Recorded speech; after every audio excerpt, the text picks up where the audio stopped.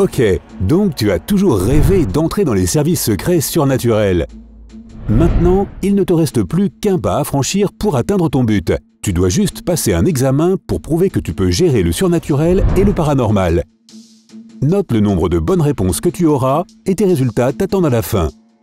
Numéro 1. Un hélicoptère te dépose sur une plage. Ta mission, arriver de l'autre côté de l'île où un bateau de sauvetage viendra te chercher. Cela semble assez facile sur une île aussi petite, mais voici le piège. Quelques personnes et une quantité de monstres surnaturels sont les seuls habitants de l'île. Tu vois 3 routes avec un panneau devant chacune d'elles. La première te mène vers des vampires. La deuxième route te mène vers des zombies. La troisième te mène vers des alligators. Quelle route choisis-tu? Tu as 10 secondes pour décider.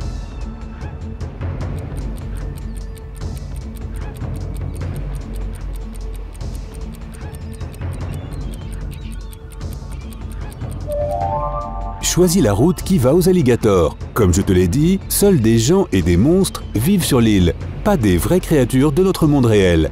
Numéro 2, tu prends la troisième route et tu te retrouves dans une immense prairie. Tu sens sur toi le soleil brûlant et tu regardes aux alentours pour voir si tu trouves de l'ombre. Heureusement, tu aperçois 2 maisons devant toi. La première a l'air vieille et délabrée. Les fenêtres sont cassées, il lui manque la plupart de ses volets et on dirait qu'elle pourrait s'effondrer à tout moment. La seconde maison semble toute neuve, solide et propre, mais tu remarques qu'elle n'a pas de fenêtre du tout. Où vas-tu aller? Tu as 10 secondes.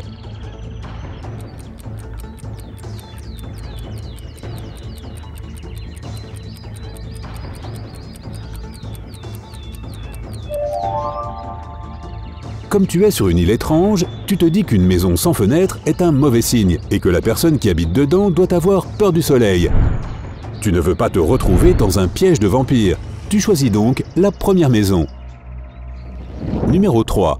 Tu te retrouves dans une grande pièce, tout est rempli de toiles d'araignée, une épaisse couche de poussière recouvre les meubles et le sol grince sous tes pieds.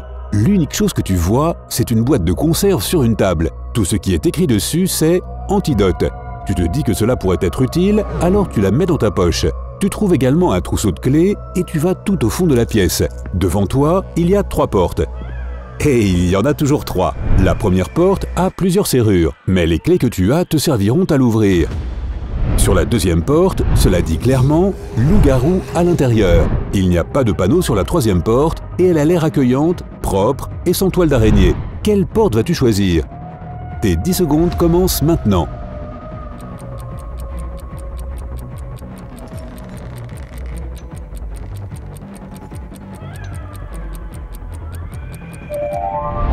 Les serrures de la première porte signifient qu'il doit y avoir quelqu'un ou quelque chose à l'intérieur qui doit être très dangereux. Il vaut mieux ne pas l'ouvrir. Si la troisième porte n'a pas de toile d'araignée ni de poussière, alors quelqu'un doit l'utiliser régulièrement.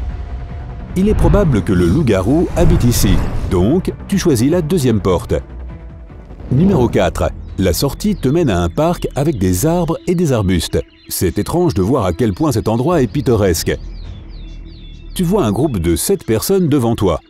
Ils ont l'air tout à fait normal, mais dès que tu t'approches d'eux, tu remarques que certains d'entre eux ont quelque chose de bizarre. Ce sont des zombies. Combien peux-tu en identifier? Attention, ils pourraient te voir. Tu n'as que 7 secondes maintenant.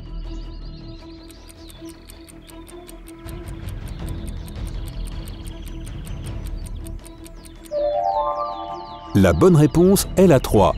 Ce type essaie de retrouver ses yeux qui sont tombés. La fille sur le banc mange une glace avec des morceaux de corps dedans. Et cet homme ne remarque même pas que le chien lui a mordu la jambe. C'est normal que tu aies peur des zombies comme tout le monde. Mais le pire de tout, ce sont les gens qui se tiennent tranquillement à côté d'eux. Quoi qu'il en soit, tu passes discrètement à côté de cet étrange groupe et tu finis par arriver devant une montagne. Tu grimpes au sommet pour profiter de la vue et d'un magnifique coucher de soleil. Pour continuer, tu dois traverser un des 2 ponts qu'il y a en face de toi. De l'autre côté de chacun, il y a un inconnu. Et quelque chose te dit que l'un d'eux est un loup-garou. Mais lequel? Comment peux-tu le savoir? On dirait que les zombies de tout à l'heure ont retrouvé ton odeur. Dépêche-toi, tu n'as que 7 secondes.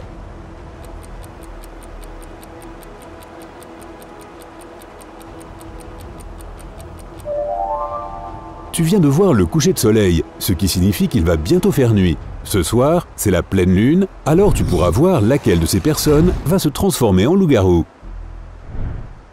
Tu as réussi à traverser le pont en toute sécurité. Il fait nuit, mais la pleine lune illumine le chemin pour toi. Tu vois un énorme château devant toi et tu es sûr qu'il y a des fantômes dedans. Mais cela ne te fait pas peur. Il vaut mieux les affronter que de rester là dehors avec toutes les autres créatures. Tu rentres dans le château et tu te retrouves dans un bal. Il y a 8 personnes masquées qui dansent. Tu réalises que cela met à l'épreuve ton attention. Combien de personnes sont des fantômes? 7 secondes avant qu'elles ne te repèrent.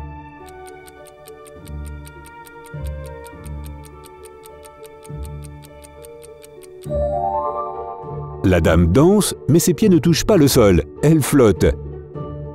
Tout le monde porte des robes et des costumes modernes, mais ce couple là-bas est habillé comme s'il était de l'époque victorienne. Les fantômes ne peuvent pas se changer de vêtements, n'est-ce pas?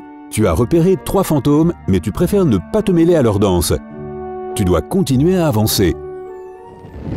Tu arrives dans une nouvelle pièce. Tu vois une immense table avec plein de nourriture. Poulet, frites, pizza, légumes, fruits, soda, desserts et pâtisseries. 8 personnes sont assises à cette table.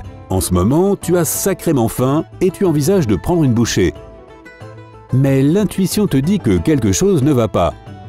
Tu réalises que ce sont tous des vampires. Mais comment l'as-tu découvert? Tu ferais mieux de te décider en 5 secondes.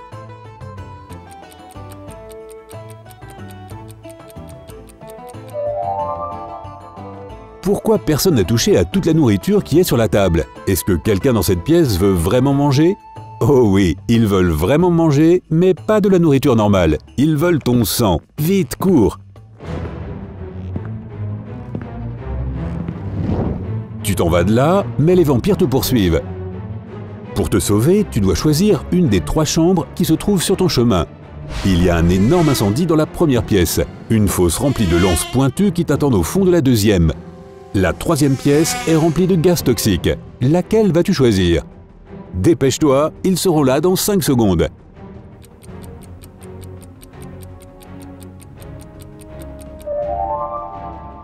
La réponse correcte est la pièce avec le gaz.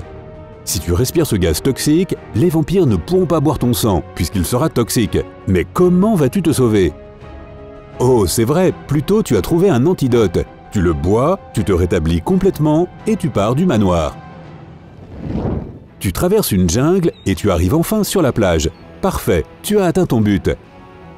C'est alors que ta joie s'arrête net car tu vois 3 personnes qui s'agitent dans l'eau. À l'aide, on ne sait pas nager! Tu es sur le point de plonger dans l'eau pour les sauver, mais ton intuition te dit qu'il y a quelque chose qui cloche. 2 d'entre eux sont des monstres marins qui essaient de t'attirer dans un piège. Mais lesquels? Tu as 5 secondes pour sauver la vraie personne.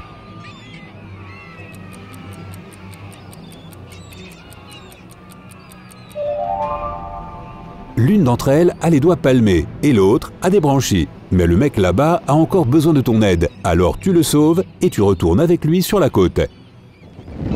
Tu fais un feu pour te réchauffer. C'est là qu'un rayon de lumière très brillante t'éclaire depuis le ciel. C'est l'hélicoptère qui vient te chercher après toutes ces épreuves. Hurrah! Il jette une échelle de corde et tu vas vers elle. Mais quelque chose te dit encore de te méfier. Tu grimpes ou tu te fies à ton instinct? Tu ferais mieux de te décider. Tu as 5 secondes.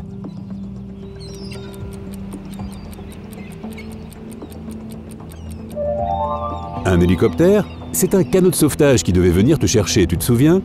Tu ne montes pas dans l'hélicoptère, mais malheureusement, ton nouvel ami, lui, vient de le faire. L'hélicoptère s'éloigne rapidement et part tout à coup vers les étoiles. Oui, c'était un ovni. C'est à ce moment-là qu'arrive le canot de sauvetage. Félicitations, tu as réussi à quitter l'île. Mais ton score est-il suffisant pour réussir le test? 0 à 3 points. Tu ne ferais pas long feu dans les services secrets surnaturels. Tu dois être plus attentif aux détails et développer ta capacité à prendre des décisions. Ne t'inquiète pas, tu vas t'améliorer avec la pratique. 4 à 7 points. Tu es très intelligent et plein de ressources, mais il te faudra encore faire quelques ajustements pour rester au sein du service. Même si tu es généralement doué pour prendre des décisions et que tu ne cèdes pas à la panique, un faux pas pourrait te coûter cher. 8 à 10 points. Tu as très bien réussi. Les services secrets surnaturels seront honorés d'avoir un expert en survie comme toi dans leur rang. Beau travail, mais ne sois pas trop confiant. Tu dois toujours rester en alerte dans ce domaine. Alors, cadet, comment tu t'en es sorti? Et si tu as appris quelque chose de nouveau aujourd'hui, alors donne un j'aime à cette vidéo et partage-la avec un ami. Et voici d'autres vidéos que tu devrais apprécier. Il suffit de cliquer à gauche ou à droite et de rester du côté sympa de la vie.